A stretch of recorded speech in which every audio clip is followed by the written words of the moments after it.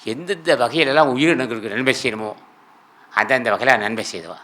கருணையே வடிவானவன். நான் உயிர்களுக்கு செய்ய தொண்டே.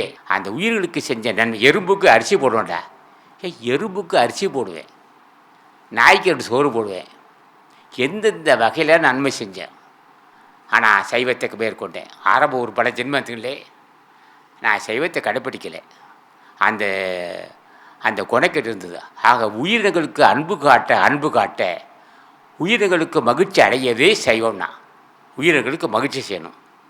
இனிமை பேசுதல், மலர்ந்த முகம், தூய மனம். தூய மனமே சைவம்டா. பிற உயிர்கள் பசி ஆட்ட வேணும் நினைத்தால் அது சைவம்னா. அந்த சைவமே தயக்குணம். தயக்குணமே அறிவாக மாறியது. தயக்குணமே தவமாக மாறியது. தவக்குணமே தவமாக மாறியது. தவக்குணமே மரணங்களை பெறுவார் தந்தது.